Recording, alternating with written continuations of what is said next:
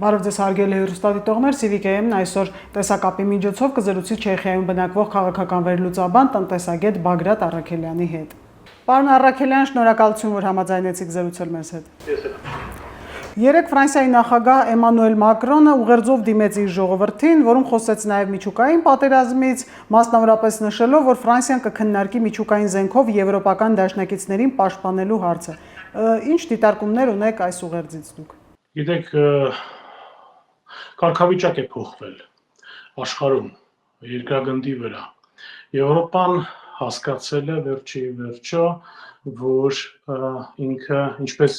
ասեց Լեհաստանի վարչապետը, եթե չեմ սխալվում, Դոնալդ Տուսկը, որ մենք այլևս չենք կարող օգնություն խնդրենք Միացյալ Նահանգներից, սենց ասեց ինքը 500 միլիոնանոց Եվրոմիությունը չի կարող այլևս օգնություն խնդրել 300 միլիոնանոց Միացյալ Նահանգներից, որպեսզի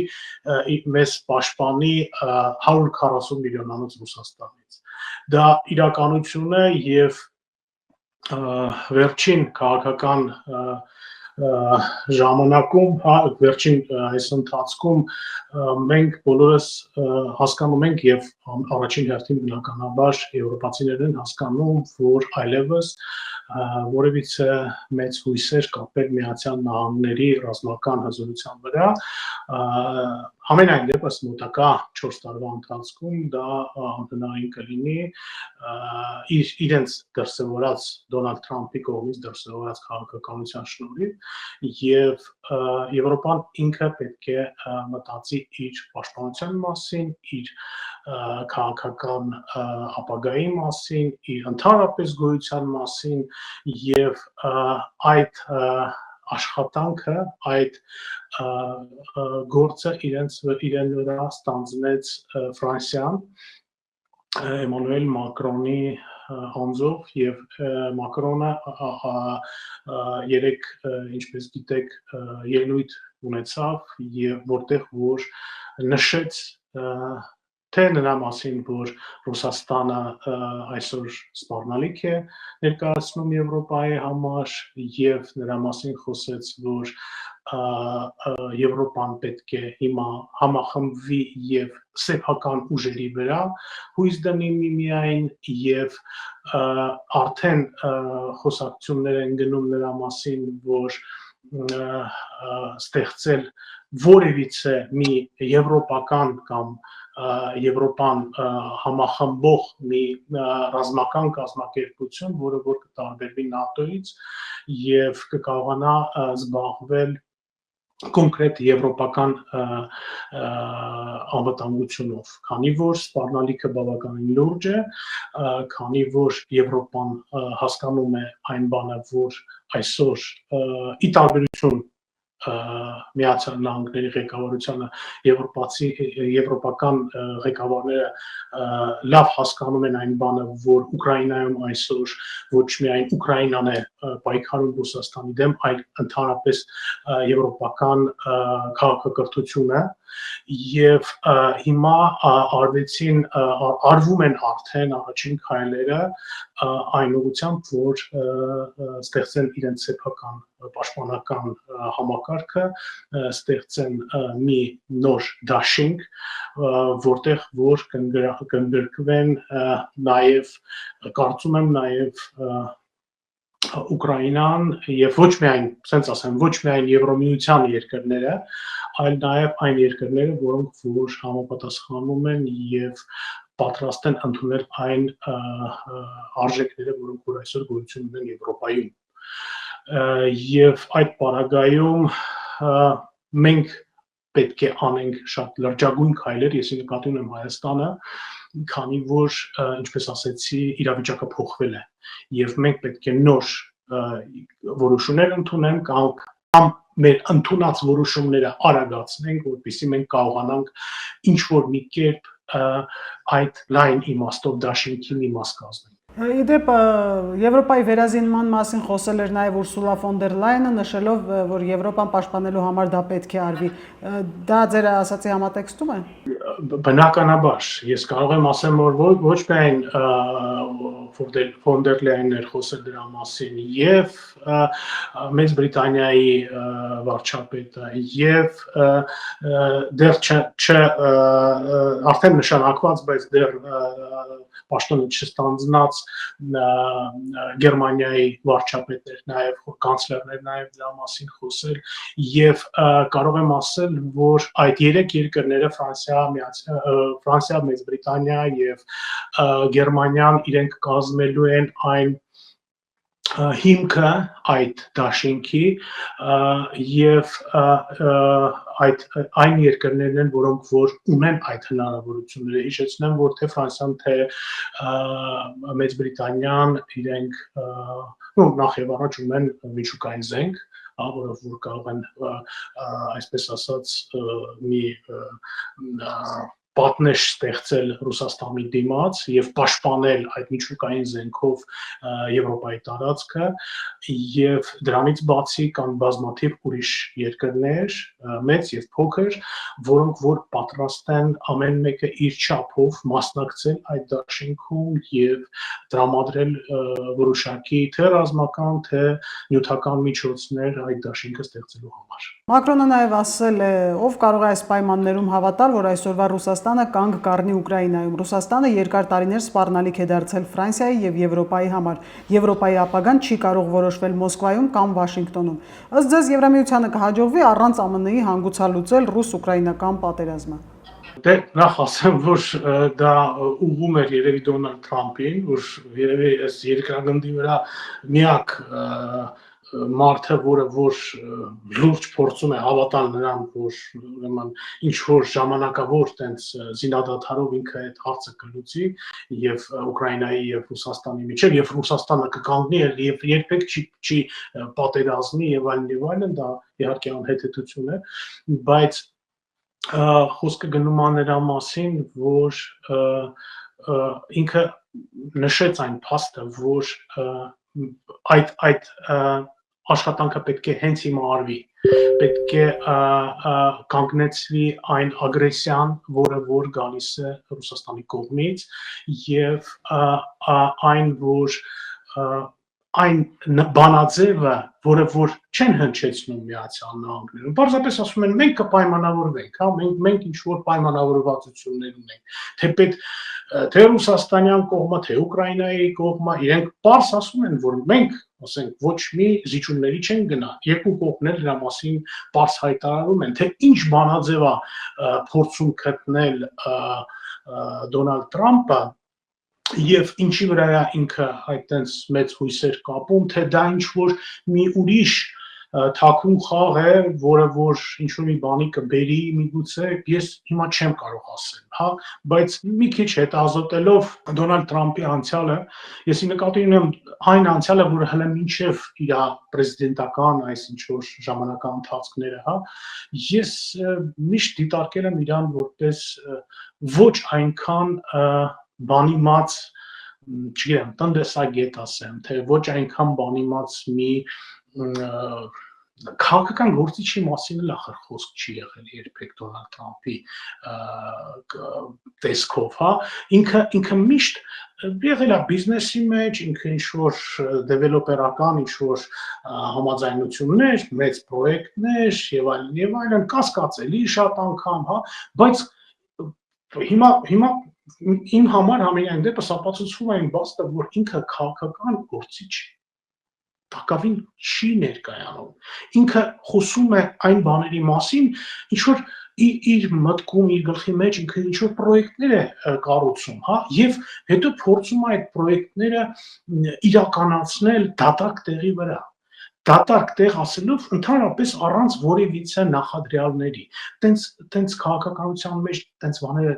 չգիտեմ, պատմության մեջ ես ամենայն դեպս չեմ հանդիպել։ Եվ բայց այնուամենայնիվ հիմա վերադառնամ ձեր հարցի երկրորդ մասին, որ արդյոք Եվրոպան կկարողանա առանց Միացյալ Նահանգների, թե ոչ, բնականաբար շատ մեծ գործոն կլինի Միացյալ Նահանգների մասնակցությունը։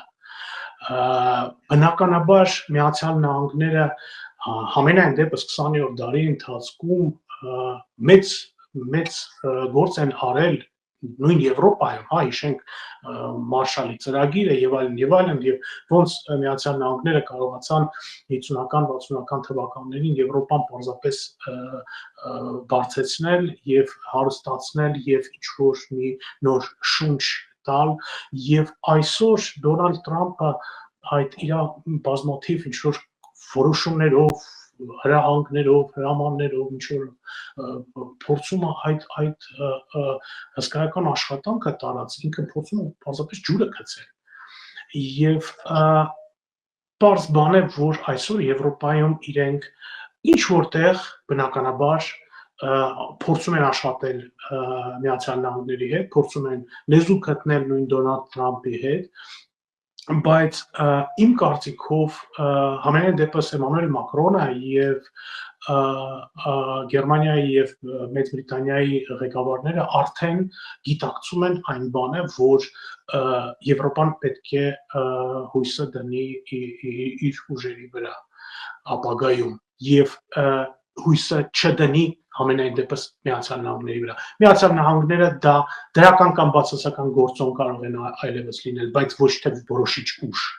Իդեպ փետրվարի 28-ին այդ սկանդալային հանդիպումը, որ տեղի ունեցավ, դա քննադատել էին ոչ միայն դեմոկրատական թևի ներկայացուցիչները, այլև հենց հանրապետականները։ Իդեպ արձագանքը ուշացնել չտվեց նաև Ամերիկայի բնակիչների կողմից, երբ Վենսը իր հանգստյան օրերին ընտանիքով փորձել էր մեկնել լեռնադահուկային ինչ-որ կուրորտ, ճանապարհը փակել էին մոտ 3000 քաղաքացիներ եւ կոչ էին արել, որպեսզի նա գնա Ռուսաստանում հանգստանա։ Այս մասով ինչ կասեք։ Գիտեք, ես առաջին իմ արձագանքը նա էր, որ այդ միջադեպի վերաբերյալ նա էր, որ Թրամփն ու Վենսը, փոխնախագահ Վենսը, իրենք պարզապես ինչ-որ ծրագրավորված մի ակցիա իրականացրեցին Զելենսկու հանդեպ, բայց դրանից հետո մի որոշ ինչ-որ հետազոտություններ անելով ավելի մանրակրկիտ դիտելով այդ տեսաժապավենը, որը որ իդեպ ասեմ, տևում էր մոտավորապես 50 րոպեից ավել, 52 րոպե, եթե չեմ սխալվում, ես հասկացա մի բան, որ այնտեղ նաև տեղի ունեցավ ինչ-որ ռեգլամենտից դուրս մի գործողություն, որը որ պարզապես շատ հիվանդագին ձևով ընդունվեց Թրամփի եւ Վենսի կողմից։ Եվ դրա դրդապատճառը որոշ չափով Զելենսկին էր, բայց այնուամենայնիվ ես համոզված եմ այն բանի մեջ, որ ինչ ուզում է տեղի ունեցած լիներ, ինչ խոսք ուզում է ասած լիներ Զելենսկին, թե ընդհատելով Թրամփին, թե ընդհատելով Վենսին, թե մի պահ այնտեղ ինքը ընդհանրապես սկսեց մեղադրել Վենսին, մոթանք տվեց այն բանի վերաբերյալ, որ ուրեմն Վենսը ներկա չի գտնվել Ուկրաինայում եւ այլն, ինչ է տեղի ունեցավ, պետք է մոտենալ այդ մարդուն, որ իբրև պատերազմող երկրի առաջնորդի եւ հասկանալ, որ այդ մարդը ինքը իր նյարդերը շիկացած վիճակում են գտնվում ընդհանրապես, ոչ թե այդ պահին, այլ ընդհանրապես այս վերջի 3 տարվա ընթացքում եւ այն խոսակցությունը, որը որ վերաբերվում էր իր ինչ-որ հագուստի հետ, ինչ-որ այդ արարակարգի հետ կապված եւ այլն, դա լրիվ անհեթեթություն էր, որը որ դա շատ ցածր մի բան էր, որը որ գործողություն էր, ճիշտ է, ոչ Թրամփից էր գալի, ոչ Վենսից, դա ինչ որ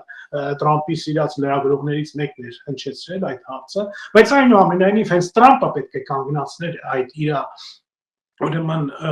լրագրողին եւ բերանը փակեր, ասեր, որ գիտես ինչ,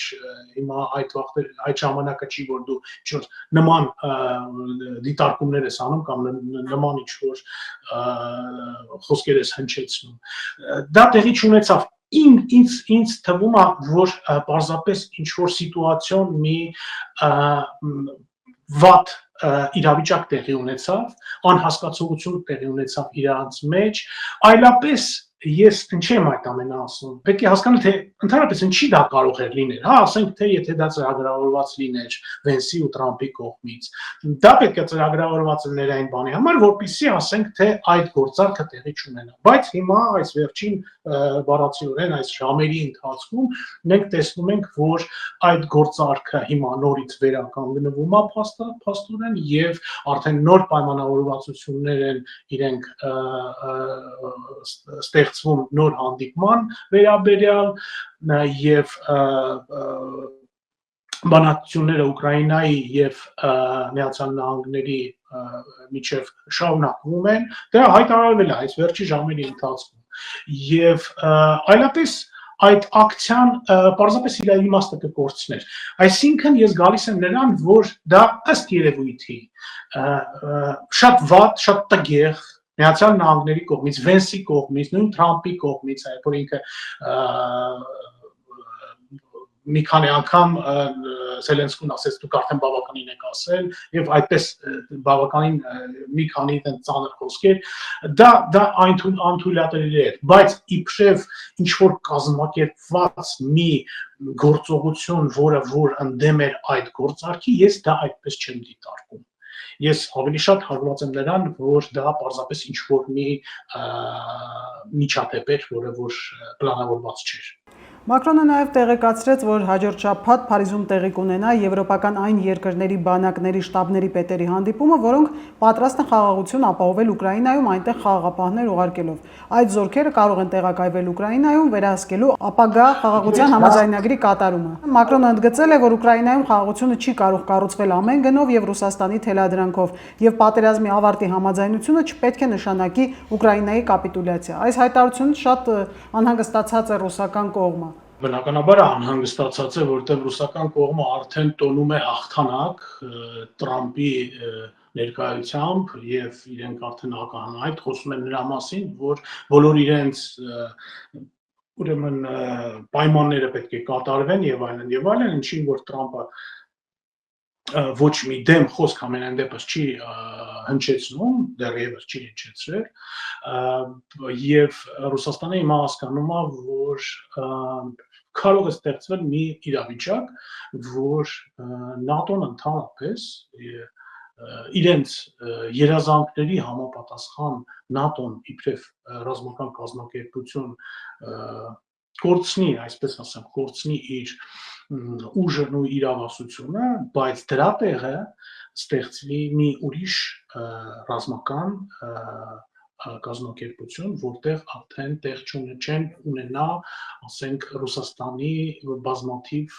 արդեն, այնքան էլ բազմաթիվ չեն, բայց այն գործընկերները, որոնց հետ Ռուսաստանը կարողանում է լեզու գտնել։ Այսօրվա դրությամբ դա Միացյալ Նահանգներն են, այսօրվա դրությամբ դա Թուրքիան է, այսօրվա դրությամբ դա Հունգարիան է, ինչ որ չափով Սլովակիան է, այդ բոլոր պետությունները ՆԱՏՕ-ի անդամներ են, բայց այդ բոլոր պետությունները կարող են չընդգրկվել այդ նոր կառույցի մեջ, եւ Ռուսաստանը կարող է արդեն գործ ունենալ մի նոր դարձյալ շատ հզոր, անգամներով ավելի հզոր մի կազմակերպության հետ, անգամներով ես նկատել եմ Ռուսաստանի հանդեպ, հա, թե տնտեսական տեսակետից, թե ռազմական տեսակետից։ Այսօր մենակ Եվրոմիության մեջ գոյություն ունեն 27 պետություններ, ամեն մի պետությունը բավականին լուրջ տնտեսական հաջողությունների է հասել Եվրոմիության ստեղծումից հետո եւ մտնելուց հետո եւ կան նաեւ մի շարք ուրիշ պետություններ, որոնք որ ձգտում են այդ քաղաքակրթությանը եւ ձգտում են մտնել նույն Եվրոմիության մեջ եւ պատրաստ են այսօր տրամադրել իրենց ուժերը թե ռազմական թե մարդկային այդ կազմակերպության հիմքը դնելու համար եւ Ռուսաստանը ապագայում կարծում եմ, որ նաև մոտ ապագայում կարող է բախվի մի նոր ավելի մեծ խնդրի հետ, ինչ որ քան նույն ՆԱՏՕ-ն էր, որից ինքը միշտ խոսում էր, որ բայ ՆԱՏՕ-ն եկավ դեպի արևելք, դա ՆԱՏՕ-ն սենց սահմանները, մեր սահմանները եւ այլն։ Հիմա տեսնենք իրանք ինչ նոր երկիր։ Եվ այս զարգացումների ֆոնին ինչ սպասել հայ-ադրբեջանական եւ ինչու՞ չէ նաեւ հայ-ռուսական հարաբերություններում։ Հայ-ադրբեջանական հարաբերությունները եւ հայ-ռուսական հարաբերությունները ես կդիտարկի նույն հարթակի վրա, քանի որ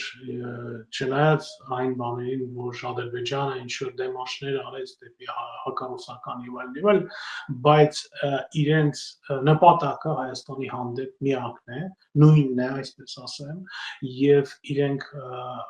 այն հարցերում, ինչ որ կապված է Հայաստանի հետ, իրենք գործում են համախմբված կերպով եւ իրենց նպատակը նաեւ որպեսզի իրանք ստանան այդ միջանցք հասկացողությունը Հայաստանի միջով։ Հայաստանը այսօր կարողացավ մինչ օրս այդ խնդիրը որոշ չափով հեռացնել Իրանից եւ որոշ ինչ-որ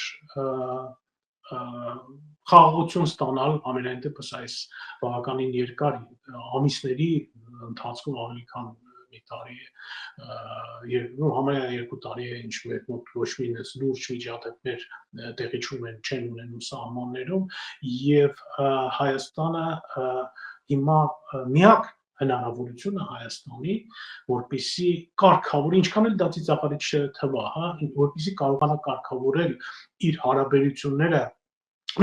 հնարավորին չափով կարգավորել իր հարաբերությունները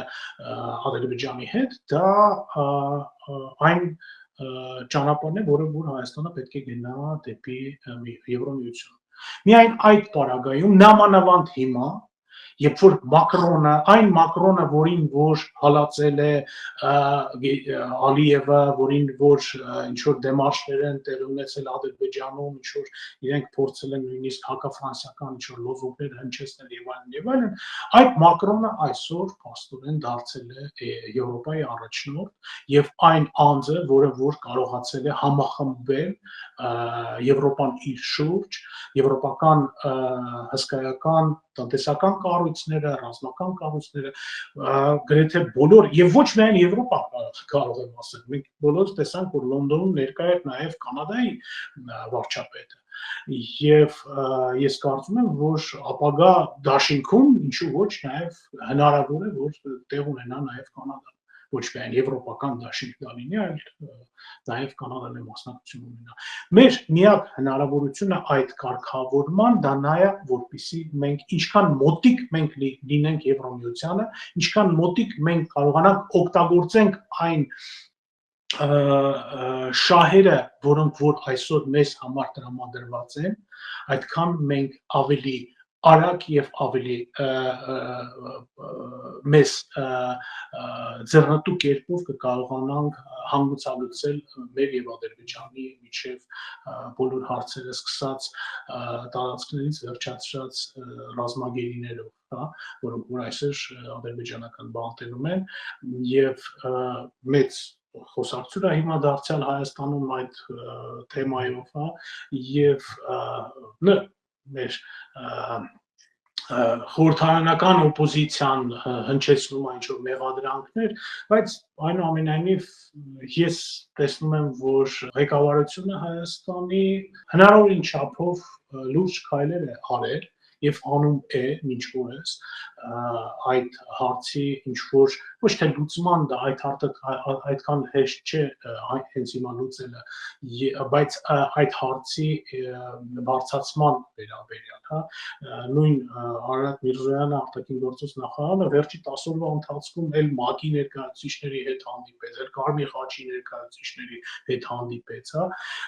եւ տարբեր կերպով այդ հարցը միշտ բարձրացած վիճակում է գտնվում եւ այդ մեղադրանքները այսօր կարծում եմ որ կրում են ավելի շատ ինչ որ պրոպագանդիստական ինչ որ բնույթ, քան թե իրականությունն են արտացոլում։ Շնորհակալություն։ Ես եմ շնորհակալ։ Հիշեցնեմ, որ մենք զրուցում էինք Չեխիայում բնակվող քաղաքական վերլուծաբան տնտեսագետ Բագրատ Առաքելյանի հետ։ Չմոռանաք հավանել տեսանյութը եւ բաժանորդագրվել Civic AM-ի YouTube-յան էջին։